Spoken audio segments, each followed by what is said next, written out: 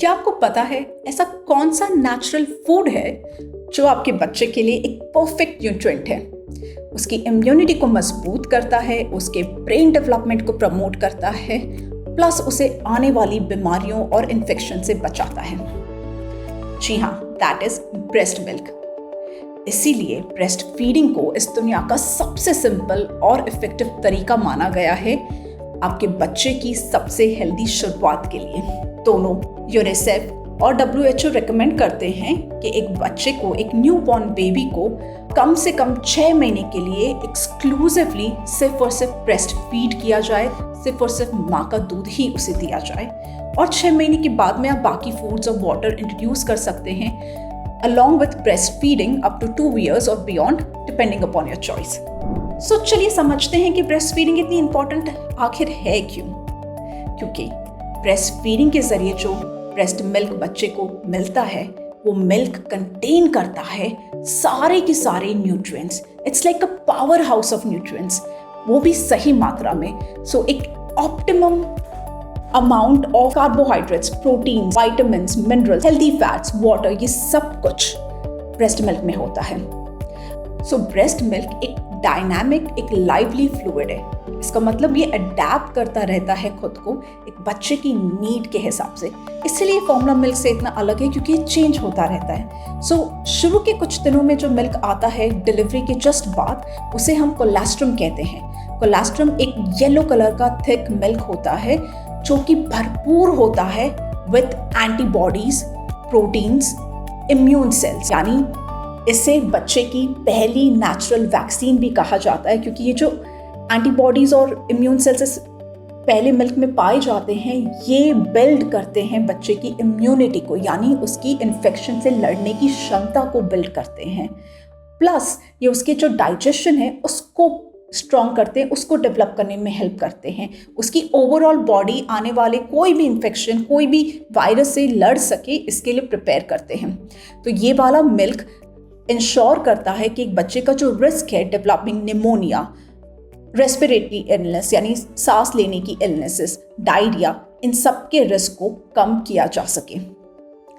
और सिर्फ यही नहीं, ब्रेस्ट मिल्क इंश्योर करता है कि एक बच्चे का जो ब्रेन डेवलपमेंट है वो अच्छी तरीके से प्रमोट हो। तो उसका जो नर्वस डेवलपमेंट है, उसका ब्रेन ग्रोथ है, उसे भी रेगुलेट करता है breast milk. So it's not just important for your body but it's equally important for your brain. In fact research में ये पाया गया है कि जो बच्चे ब्रेस्ट फीड होते हैं उनका कॉग्निटिव डेवलपमेंट, उनका ब्रेन का डेवलपमेंट, उनकी लर्निंग एबिलिटी और उनकी मेमोरी कहीं ज़्यादा बेहतर होती है। एंड जब एक माँ एक बच्चे को गोद में लेके उसको ब्रेस्ट फीड कराती है तो उसके स्पर्श से, उसके जो स्किन टू स्किन कॉन्टैक्ट से जो सिक्योरिटी और सेफ्टी एंड अफेक्शन एक बच्चे को फील होता है, ये उसके इमोशनल बॉन्डिंग को, उसकी इमोशनल सेफ्टी को रेगुलेट करता है। एंड ये बच्चे आगे चल के इमोशनली ज़्यादा स्टेबल होते हैं कंपेयर टू वो बच्चे जिन्हें अपने बचपन में या इन्फेंसी के दौरान वो स्पर्श, वो स्किन टू स्किन टच, वो ब्रेस्ट फीडिंग का जो पूरा एक्सपीरियंस है वो महसूस नहीं हुआ होता है। ब्रेस्ट फीडिंग के बेनिफिट्स सिर्फ बच्चे तक सीमित नहीं हैं, ये बेनिफिट्स मदर्स को भी जाते हैं। जो मदर्स ब्रेस्ट फीड करती हैं उन्हें मदद मिलती है डिलीवरी के बाद रिकवरी में, चाइल्ड बर्थ के बाद रिकवरी में। आपकी बॉडी ब्रेस्ट फीडिंग के दौरान एक हार्मोन रिलीज करती है जिसे हम ऑक्सीटोसिन कहते हैं।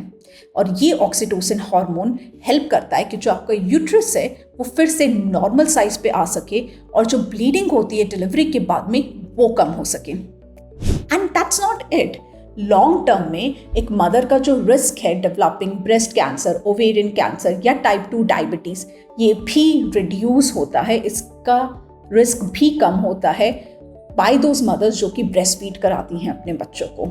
सो एक मदर और एक बच्चे दोनों के लिए ब्रेस्ट फीडिंग की इम्पॉर्टेंस और बेनिफिट के बारे में जानने के बाद ये बेहद ज़रूरी है कि हम इस बारे में भी बात करें कि ब्रेस्ट फीडिंग कोई आसान नहीं होती, राइट? काफ़ी जो नई मदर्स होती हैं उनको ब्रेस्ट फीडिंग में प्रॉब्लम आती है, उन्हें समझ नहीं आता कि क्या करना है, कैसे करना है। पेन फील हो सकता है, कई बार आपको लैचिंग में प्रॉब्लम आती है, मिल्क सप्लाई कई बार सही नहीं होता, प्लस अगर आप एक वर्किंग मदर हैं तो फिर काम पे जाने का प्रेशर एंड फिर चीज़ें मैनेज करने का प्रेशर भी रहता है। तो ऐसे में ज़रूरी है कि इन चीज़ों को, इन चैलेंजेस को एक मदर का फेलियर ना समझा जाए, बल्कि हमें एक ऐसा सपोर्ट सिस्टम मदर्स के लिए क्रिएट करना चाहिए जहाँ पे वो इन चैलेंजेस को सक्सेसफुली फेस कर सकें। हेल्थ केयर प्रोवाइडर के पास में आप जाइए, जो हेल्थ केयर प्रोफेशनल है उनसे गाइडेंस लीजिए। आपका फैमिली एंड सोशल सपोर्ट ऐसा होना चाहिए कि वो आपको हेल्प कर सके कि आप किस तरह से इन प्रॉब्लम को सक्सेसफुली मैनेज करें और सक्सेसफुली ब्रेस्ट फीडिंग कर सकें। साथ ही साथ हमें इस बात का भी ध्यान रखना है कि कुछ मदर्स मेडिकल रीजंस की वजह से या फैमिली सिचुएशंस की वजह से ब्रेस्ट फीड नहीं करा पाती।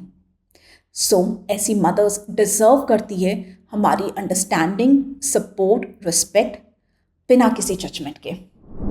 ब्रेस्ट फीडिंग एक सिंपली खाना देना बच्चे को वहीं तक सीमित नहीं है। ये अपने आप में अपने बच्चे के लिए सबसे हेल्दियर एनवायरनमेंट क्रिएट करने की बात है, उसे पूरा का पूरा यूनिवर्स देने की बात है, क्योंकि ये एक कंप्लीट पावर हाउस है न्यूट्रिएंट का।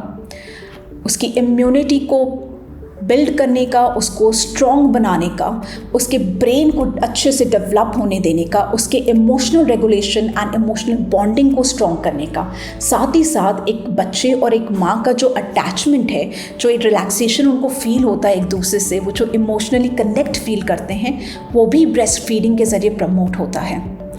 ये सब को जानते हुए ये बहुत इम्पॉर्टेंट है कि हम ब्रेस्ट फीडिंग को प्रमोट करें, उसे सपोर्ट करें through education, through health care guidance, through family encouragement, और ऐसी पॉलिसी सपोर्ट करें जो इंश्योर कर सके, जो ये स्टैब्लिश करे, साबित करे, हमें हेल्प करे कि हम क्रिएट कर सके healthier children, healthier mothers and healthier communities. Thank you.